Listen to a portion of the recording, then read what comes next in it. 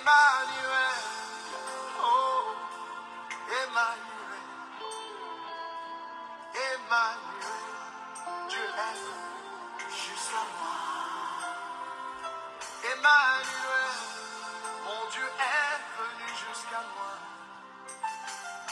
Du haut des cieux, il est descendu aussi bas. Aussi bas. Du haut des cieux, il est descendu jusqu'à moi. Je vous salue dans le nom précieux et glorieux de notre Seigneur Jésus-Christ.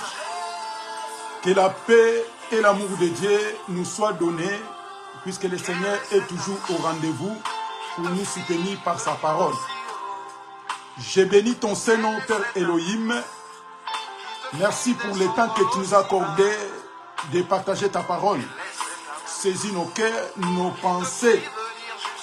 Dans le nom de Jésus, nous prions et nous demandons et nous disons Amen. À la manière des hommes, nous disons bonne année, puisque Dieu nous a gardés et il a permis que nous soyons toujours là devant sa présence. Nous disons un grand merci à notre Seigneur Jésus-Christ. Comme on avait dit ici, ok, nous on ne peut pas compter les temps, les années, les mois ou des nouvelles lignes ou des nouvelles ans, puisque nous savons que notre Dieu, il est le même Dieu et il nous soutient. Il est toujours aujourd'hui et éternellement. Donc c'est pour cela on ne va pas cesser de dire un grand merci jour et nuit. Quand on est en vie, on va dire toujours merci à notre Seigneur. Shalom. Oui, mes bien-aimés, on est toujours là pour partager la parole de notre Seigneur Jésus-Christ, puisque le Seigneur est merveilleux. Et on va continuer toujours notre prédication, puisque le Seigneur est merveilleux. C'est pour cela qu'on ne peut pas fermer nos bouches pour partager la parole de notre Seigneur. On est toujours là et on va prendre notre texte. Donc, mes bien-aimés, il ne faut pas avoir peur, il ne faut pas avoir crainte, puisque notre Seigneur est là toujours au rendez-vous. Puisque et on a vu que beaucoup de gens, s'ils veulent rentrer une nouvelle année, ils commencent à créer, de chercher la paix avec les gens. Et on a vu ça, ce n'est pas d'aujourd'hui qu'on voit que les gens, ils commencent à chercher à réconcilier avec les gens, puisque moi je ne vais pas entrer avec 2024 avec des problèmes. Les gens ils commencent à appeler de gauche-droite pour chercher la paix. Mais en réalité, quand nous voyons, au moment de Covid, c'était pareil. Et les gens, ils ont peur de la mort. Et les gens, ils ont créé, ils ont cherché à soigner, à chercher la paix. Mais en réalité, il ne faut pas chercher la paix quand tu veux traverser une nouvelle année ou bien tu as peur de la mort. Non. On a besoin de la paix puisque la Bible nous recommande. Chercher la paix avec tous et la sanctification sans laquelle personne ne verra Dieu. Donc si toi tu attends seulement une nouvelle année pour chercher la paix, pour demander des pardons, mon frère, tu es en train de faire une grosse erreur. Tant que tu sens que tu es lésé, quand tu sens que tu as des soucis avec les gens, cherchez à réconcilier rapidement, puisqu'on ne sait pas quand le Seigneur va venir. Donc, cherchez toujours la paix. Il ne faut pas chercher de gauche-droite, qu'une nouvelle année, tu commences à appeler ton frère, ton cousin, ta maman, ton père, pour chercher la paix. Mais non, la Bible nous recommande, chercher la paix avec tous et la sanctification, sans laquelle personne ne verra le Seigneur. Prenons nos textes puisqu'on est en train de parler sur l'homme selon le cœur de Dieu. Vraiment, on a essayé de marcher. Aujourd'hui, c'est notre 5e séance. On est en train toujours de parler sur l'homme selon le cœur de Dieu. Et la fois dernière, on a essayé de parler que donc David, lui qui était la maison des pères, celui qui était censé de diriger ou de paître les troupeaux de Dieu. On a compris que David, la fois dernière, on avait dit qu'il était le 7e de sa famille, puisque son père, il a eu 8 garçons, et il avait aussi des sœurs.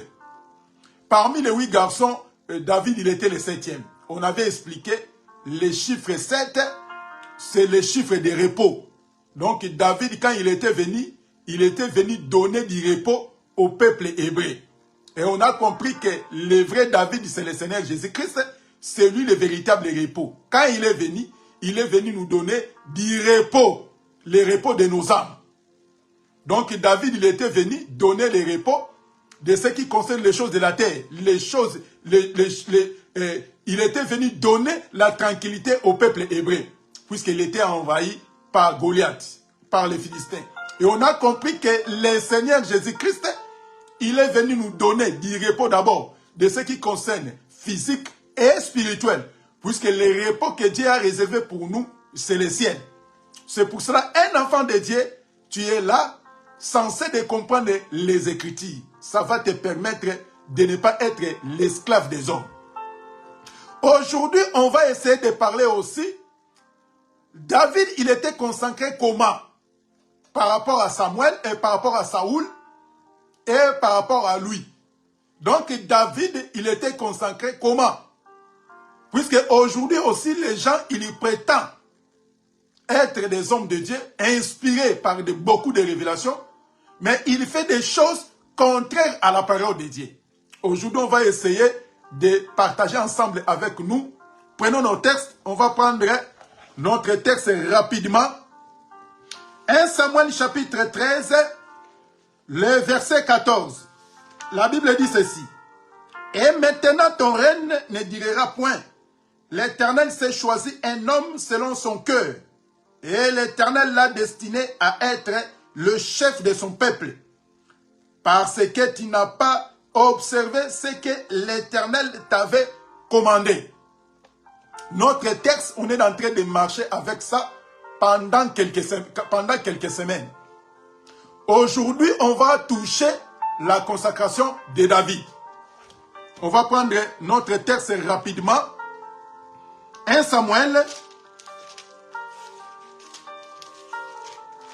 Samuel chapitre 16, le verset 1. La Bible dit ceci, le verset 1, on va descendre jusqu'au verset 13. Mais nous, on va lire seulement le verset 1 et le verset 13. Vous pouvez lire 1 Samuel chapitre 16, le verset 1 à 13. Mais nous, on va lire le verset 1 et le verset 13. Nous lisons les Écritures. L'Éternel dit à Samuel, quand cesseras-tu de pleurer sur Saoul? Je l'ai rejeté afin qu'il ne règne plus sur Israël. Remplis ta corne d'huile, et va, je t'enverrai chez Isaïe, Béthélémite, car j'ai vu parmi ses fils, c'est lui que j'ai désiré pour roi. Virgule 13, Samuel remplit la corne d'huile et poignit au milieu de ses frères.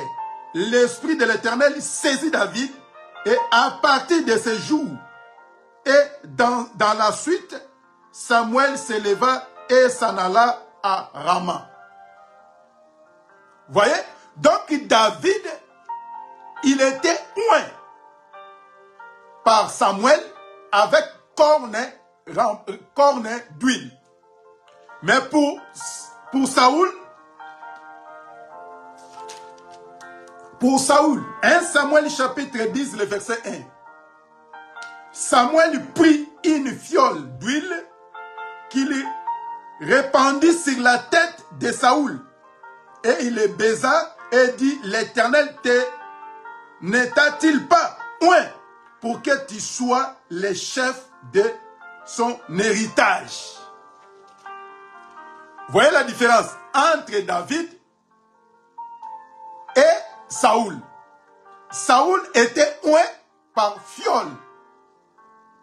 Donc c'est un instrument fabriqué par des hommes. Un instrument de terre peut se casser, peut se briser. Contrairement à David. David, c'était un instrument d'un animal, le corne. La corne qui est dit ne peut pas se casser. Rempli d'huile, et David, il était oint. Mais bien aimé, on est en train d'expliquer comment Saoul a été rejeté et a été oint dans les choses de la terre. Mais David, lui, il sera oint par les cornes.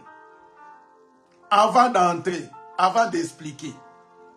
Aujourd'hui, c'est pour cela que nous voyons parmi soi-disant les serviteurs remplis de l'esprit, pleins de connaissances, et aussi dans les consacrations, il prend maintenant des cornes.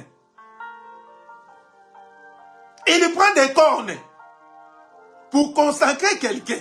Il prend des cornes. Vous voyez? Donc, au moment, regardez comment ça se passe. Il va mettre les toges à la personne. Mais toutes ces cérémonies, c'était des choses, quoi? C'était des choses de la loi, l'ancienne alliance. Souvenez-vous, j'avais parlé de ce qui concernait l'huile d'onction. Il y avait beaucoup de mélanges. Mais aujourd'hui, quand les gens, ils veulent consacrer les gens, ils prennent seulement l'huile d'olive. Or que l'huile d'olive, c'était parmi les mélanges que Israël fabriquait pour consacrer. Et ce n'était pas donné à tout le monde. Ni à étrangers. Surtout l'étranger, il n'avait pas aucun droit d'être oint d'huile d'onction. Puisque c'était destiné seulement pour le peuple hébreu. Mais regardons ces peuples, ces gens-là. Et la personne que lui, il prend l'huile pour le oindre, à la fin, la personne là, il est déjà rempli de l'esprit, le Saint-Esprit. Et la personne, il va encore rajouter l'huile. Vraiment, mes bien-aimés, c'est pour cela, quand il ne sait pas, c'est mieux de se taire que de faire du n'importe quoi. La personne est déjà remplie de l'esprit, mais son pasteur ou son prophète, soi-disant rempli, révélé, il prend aussi la corne d'huile pour remplir à la tête des personnes. Mais on pose la question, toutes ces pratiques, les gens, ils ont pris où? S'ils ont pris ça selon les Écritures, selon l'Évangile, on va retourner dans l'Évangile pour poser, pour demander. Dans l'ancienne alliance, c'était destiné à un seul peuple, à un seul tribu. Parmi tous les 12 tribus d'Israël, c'était un poignet de tribus de Lévi qui étaient destinés à être oints d'huile. Et les restes des tribus, ils n'avaient pas droit d'être remplis, de verser de l'huile sur leur tête. Mais aujourd'hui, mes bien-aimés, donc l'huile symbolise le Saint-Esprit. C'était la force. Or que la corne, c'est la force. C'est pour cela que David, quoiqu'il était petit, tout petit, parmi ses frères, mais en réalité, David, il était grand et il était fort. C'est pour cela que quand David, il était présenté devant, son père l'a envoyé pour aller visiter ses frères dans les champs de bataille.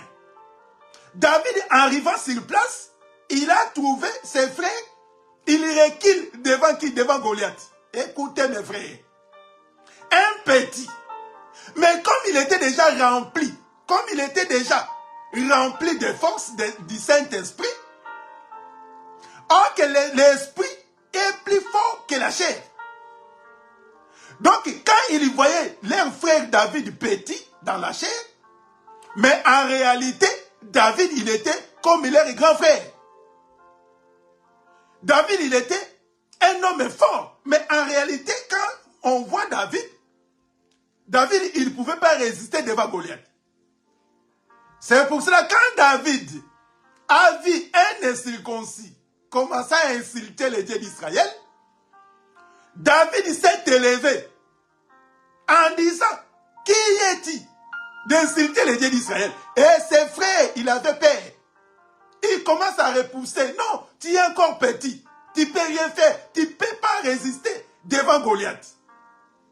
Puisque ces trois frères qui étaient destinés dans les combats, s'étaient bien formés à l'armée pour combattre l'ennemi. Mais ces frères, ils commencent à se reculer. C'est pour cela que nous disons que ces trois frères de David, qui représentaient les lois, les psaumes et les prophètes. C'est pour cela que les prophètes, les psaumes, la loi, ne pouvaient pas résister devant la mort. Donc David fait une descente. Et le Seigneur Jésus-Christ, comme nous disons que David qui représente le Seigneur, le véritable David, quand il va venir, lui aussi, il y sera rempli. Le Seigneur Jésus-Christ aussi, il était envoyé, puisqu'il a dit que c'est mon Père qui m'a envoyé. Or que David, c'est son Père qui l'avait envoyé pour aller visiter ses frères dans les champs de bataille. Or que quand Jésus est venu sur la terre, lui aussi il était envoyé. Par qui? Par Dieu. Pour venir chercher, pour regarder ses frères qui étaient dominés sous l'emprise de qui? Des Romains. Sous l'emprise de qui? De la mort, du péché. Quand Jésus est venu sur la terre, personne ne peut résister devant la mort. Personne ne peut résister devant le péché. C'est pour cela que David, quand il est descendu, il a dit que moi je vais le battre. Puisque en lui, il y avait l'onction. En lui, il y avait la force. Pour terrasser Goliath, il y cherchait. Il avait besoin d'un homme fort, puissant. Puisque Goliath, il était bagarri en largeur. Il était un grand taille. Personne ne peut résister. Quand il regarde seulement Goliath, tout le monde, point fuite. Tout le monde commence à se reculer. Vous voyez? C'est pour cela que quand Jésus est venu sur la terre, écoutez mes frères, c'est pour cela que quand vous voyez dans leur église, un pasteur prend un corne rempli d'huile pour oindre, ça c'est la sorcellerie. Ça ne vient pas de Dieu. Il est en train de posséder. Il est en train d'envoûter quelqu'un sans le savoir. Mais maintenant, quand le Seigneur Jésus-Christ est venu, écoutez maintenant, puisqu'on est en train de comparer David et le Seigneur Jésus-Christ. Donc, c'est-à-dire, nous disons que la loi a été comme une pédagogue pour nous conduire auprès de Christ. Donc, c'est-à-dire, quand nous voyons David, donc Jésus s'exprimait à la personne de David. Prenons un passage. Luc chapitre 4. Écoutez ce que la Bible nous explique. Luc chapitre 4, les versets. Luc 4. Les versets, on commence dans le verset 16 et au verset 19e. Et Luc chapitre 4, 16 au verset, on peut rester même au verset 20. Luc 4, 16 à 20. Il se rendit à Nazareth, où il avait été élevé, et selon sa coutume, il entra dans la synagogue le jour du sabbat. Et il s'éleva pour faire la lecture. Et on lui remit les livres du prophète Ésaïe. L'ayant déroulé, il y trouva l'endroit où il était écrit: l'Esprit du Seigneur est sur moi, parce qu'il m'a oint pour annoncer une bonne nouvelle aux pauvres. Il m'a envoyé pour guérir ceux qui ont les cœurs brisés, pour proclamer aux captifs la délivrance et aux aveugles le recouvrement de la vie, pour envoyer libres les opprimés et pour publier une année du Seigneur, des grâces du Seigneur. Et ensuite, il enroula les livres et les remit aux serviteurs. et assis, tous ceux qui se trouvaient dans les synagogues avaient des regards fixés sur lui. Vous voyez? Quand le Seigneur Jésus-Christ est venu, c'est lui le véritable David.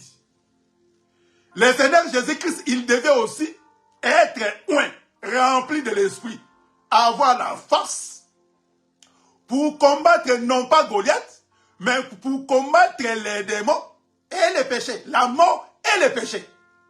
Puisque sur la terre, ses frères, la loi, les prophètes et les puissants ne pouvaient pas battre, ne pouvaient pas vaincre la mort, ni les péchés. Vous voyez? C'est pour cela que tout le monde ne peut résister devant les péchés. Tout le monde ne peut résister devant la mort. C'est pour cela que quand David s'est élevé, il va combattre Goliath et il va terrasser Goliath. Et les gens ils vont commencer à chanter à l'honneur de David. C'est pour cela, sur la terre, quand Samuel il était parti chercher, il n'a pas trouvé David. Quand vous lisez soigneusement les passages que j'avais donnés, il a vu des hommes forts, les frères de David, alors que David était dans les champs. Il était dans les champs. Donc, Isaïe, il a présenté ses enfants, ses enfants forts. Physiquement, beaux.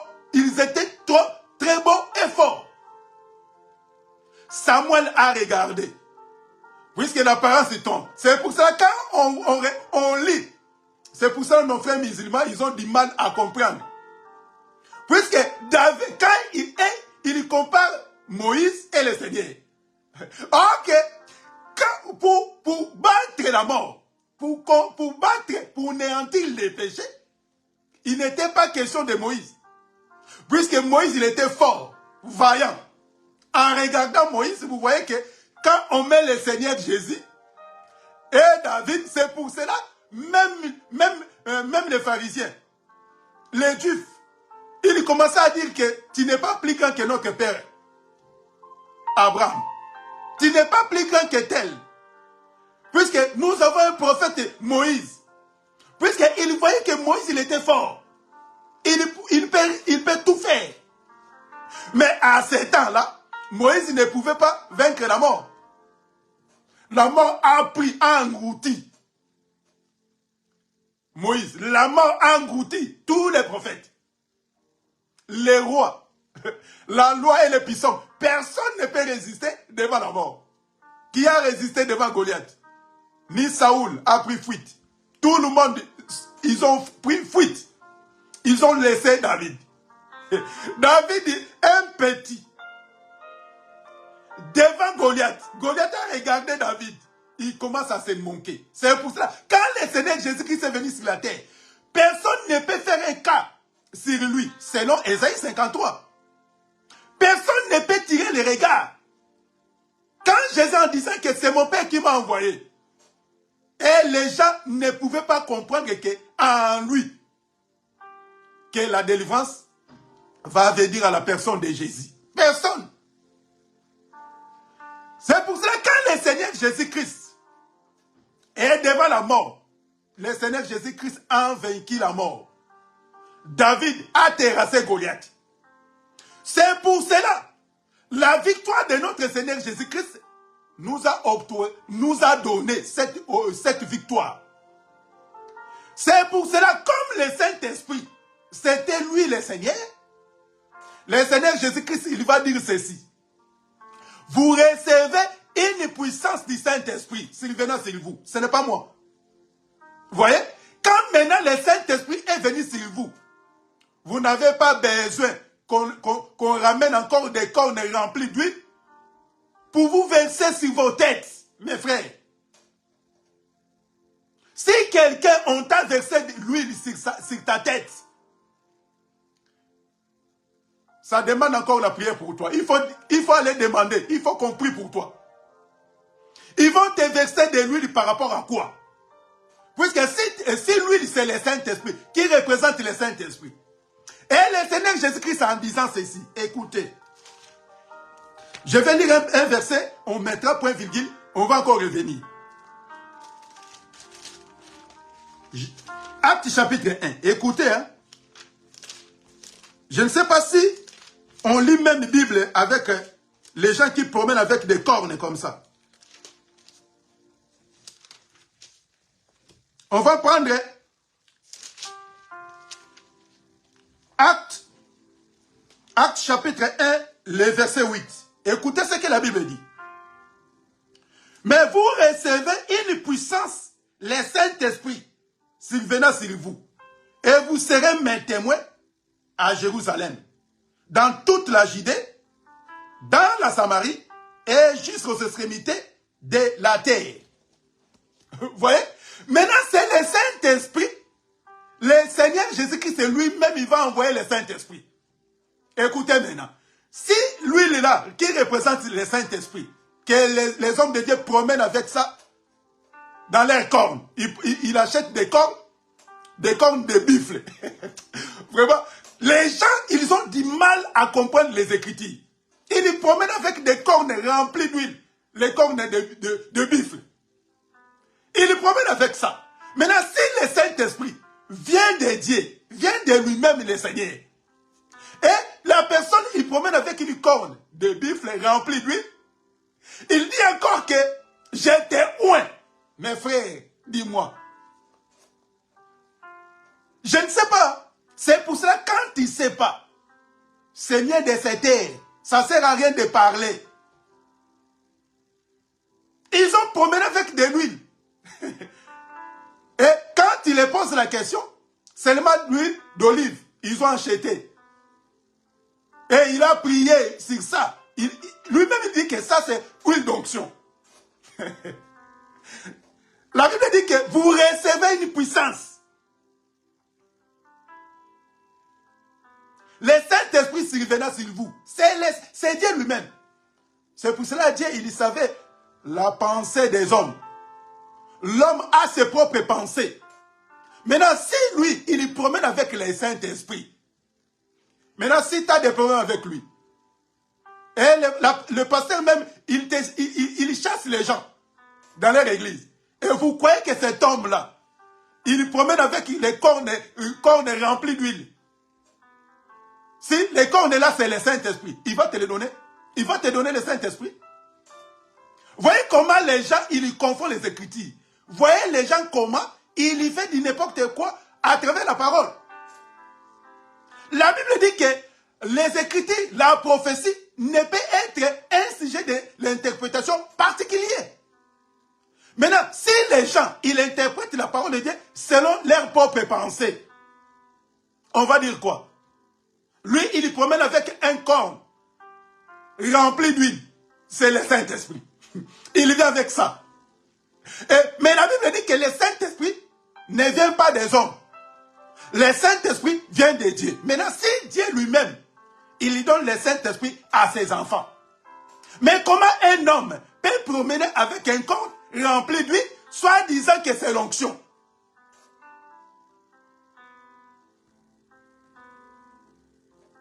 On mettra un point virgule, on va prendre un passage.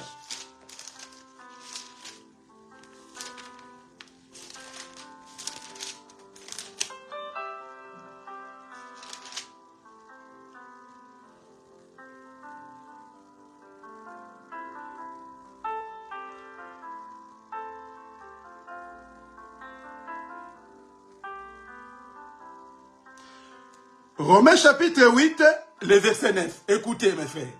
Donc, si vos pasteurs, vos prophètes, ils promènent avec des cornes remplies d'huile, il vous dit que c'est l'onction. Donc, et ils confondent. Ils confondent les Écritures. Vous voyez la théologie. Quand vous partez dans la théologie, vous aurez du mal à comprendre les Écritures. Pour l'administration, pour bien parler, pour bien s'exprimer. Puisque les gens, ils croient que quand ils prêchent bien en français ou bien en anglais, ils connaissent les Écritures. Que Dieu est avec lui. Là, c'est de grosses erreurs. Et écoutez ce que la Bible nous explique. Romains chapitre 8, le verset 9. Pour vous, vous ne vivez pas selon la chair, mais selon l'esprit. Si, du moins, l'esprit de Dieu habite en vous. Si quelqu'un n'a pas l'esprit de Christ, ne lui appartient pas. Voyez? Maintenant, si ton pasteur, c'est lui qui promène avec le Saint-Esprit, c'est ton pasteur qui promène avec ça. Mais ici, la Bible dit que nous ne vivons pas selon la chair. Mais quand ton pasteur il promène avec une corne, une flacon, pour oindre les gens, et quand il met aussi, la personne tombe, comme des aventures, la personne tombe. Et quand vous regardez cet homme-là, un impudique, un escroc, mais comme il vit bien avec son pasteur, il a ordonné d'être diacre, d'être prophète, d'être serviteur. Mais quand vous regardez la vie de tous les temps, cet homme ne reflète pas l'image d'un enfant de Dieu. Mais comme son pasteur, vous voyez, c'est pour ça que nous voyons des pasteurs charnels, les serviteurs païens. Il prend la femme d'autrui.